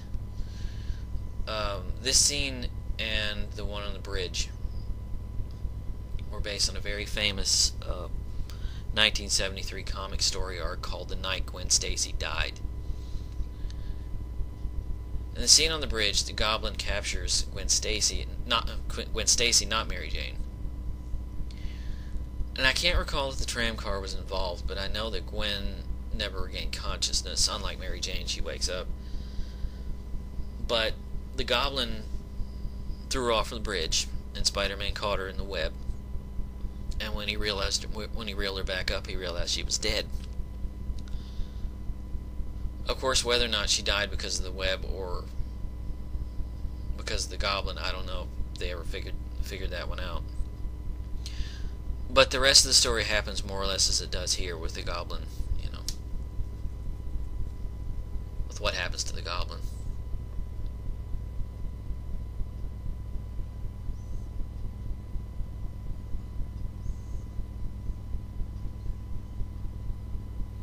It is a nice device. It's a nice dilemma,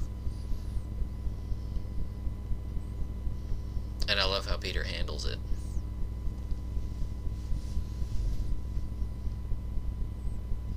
It's just, it looks like a cartoon.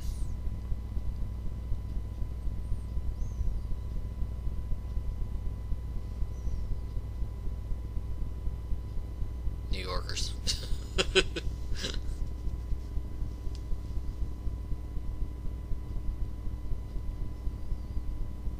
They're New Yorkers, you'd think somebody would shoot at him.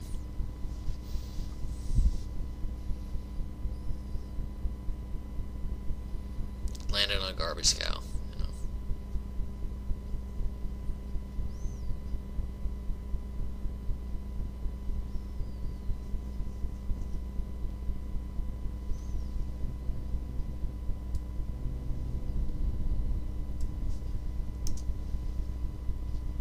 Then this scene where the whole thing with the whole thing in this little structure here happened more or less as it does in the comics. I don't think the mask was ripped or anything, but this is all from memory, because I read it when I was in junior high school. It was really great. I think Frank Miller did the artwork. I could be wrong about that. I'm sure someone will correct me. But this is pretty much as it happened in the night Gwen Stacy died.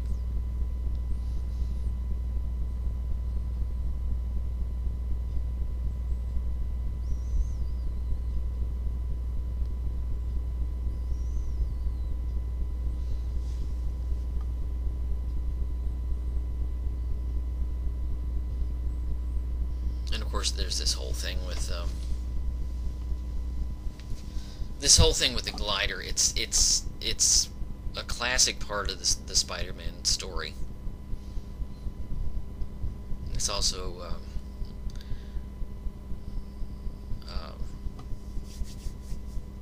integral to how the Hobgoblin was born.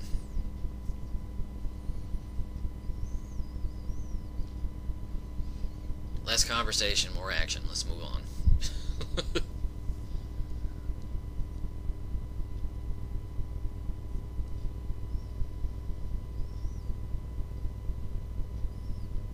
Say, well, at least I've got a better mask, you know.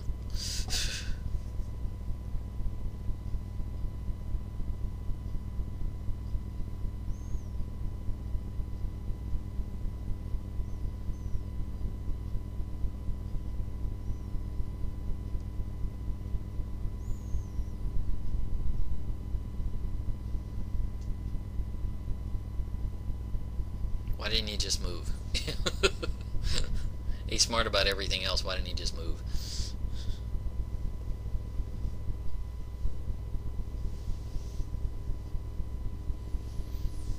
I've given away spoilers, by the way, and if you're listening to this and you haven't seen if you're listening to this and you haven't seen the movie yet, spoiler alert.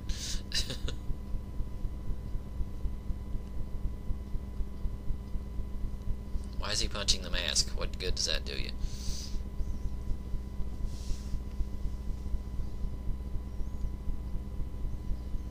See, I remember this directly.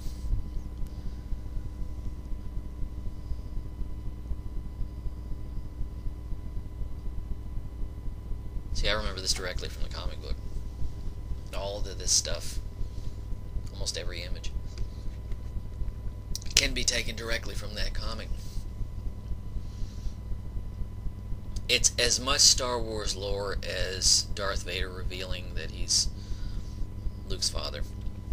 Spoiler alert, I hope you've seen Empire.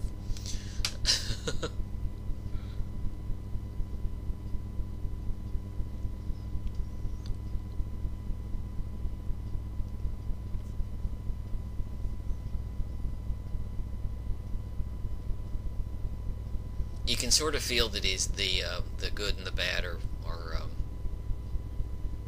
working against him. It's like pleading with Peter, but at the same time engineering to try to kill him.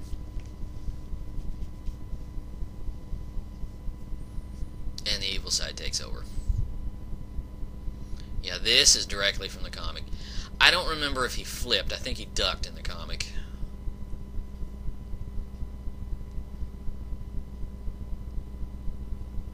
But the duality gets back, and it's like his last line. It's like the good side sort of. He ends with the good side, you know. Don't tell Harry.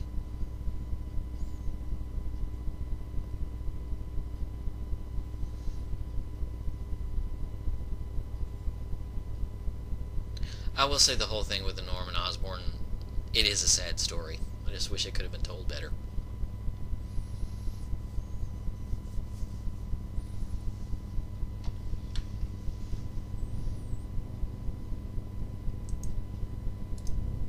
I think what they're trying to do is they're trying to set up this whole conflict with Harry that will pay off later, but when you get to it, it's really, really bad. You know, it's really mishandled, especially in Spider-Man 3, but of course in that movie there were a lot of things that were mishandled.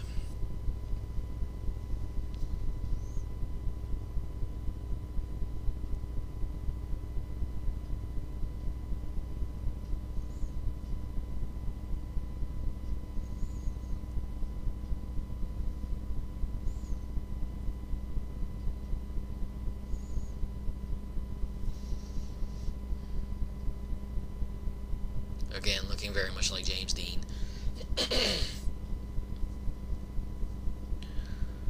But this scene does what most movies these days do. Not so much anymore, but back then, every movie like this had to leave an open door. So they have to set up this grudge in Harry to set it up for Spider-Man 3.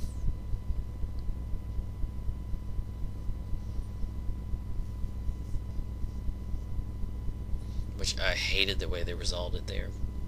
Again, the drama was just drawn out. I know I'm going on and on about this, but watch the movie again. You watch the movie again, you'll see what I'm talking about. Having seen this in Spider-Man 2, it is handled so much better in that film. And but I again, this relationship when she comes to talk to him in the next movie. Now I talk about open doors, but this opens the door for the relationship in the second one, because what builds here is really peaked in that film. Having seen this and Spider-Man 2 back to back, it's handled much better in that film. I love that moment in Spider-Man 2 when she comes to his apartment in her wedding dress. She said, "I've always been standing in your doorway. Isn't it about time someone saved your life?" It's a beautiful piece of dialogue.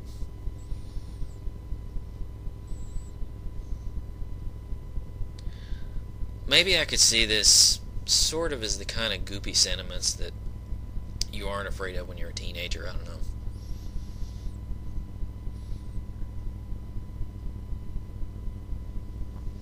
I guess, when you're a teenager, you're not afraid of this kind of dramatic stuff.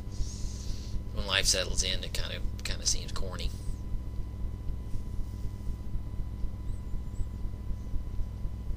I think after this, I may have to watch the second one.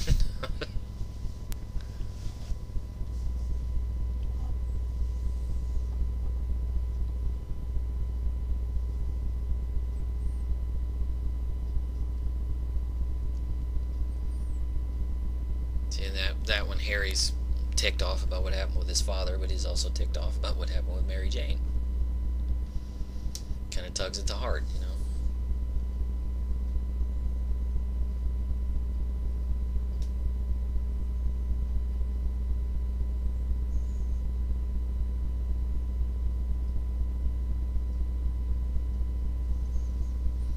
Again, teenage sentimentality. I love it. I really do. It's great, because you realize they'll look back on it and think, what was I thinking?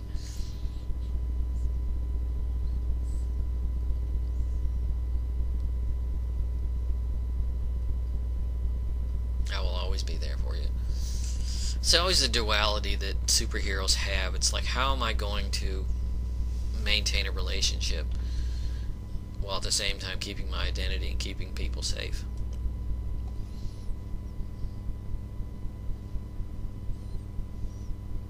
It's not like he can do, what Clark did at the end of Superman 2, which is kiss her and make her forget.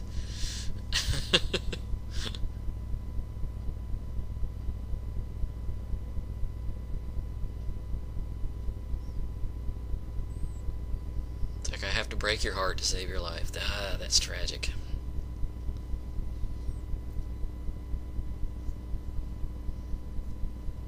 And then she puts the kiss together.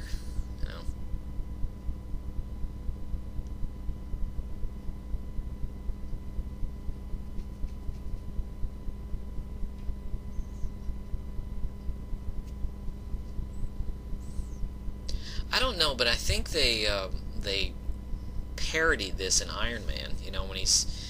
When Stark is at the press conference and he just says, he just says, "I'm Iron Man." I think that was a parody of this.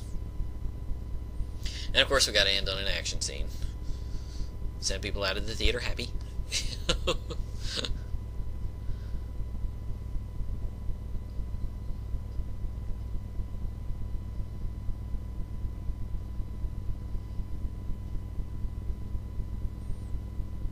Not only were we sending them out of the theater happy, but send him out of the theater with the American flag.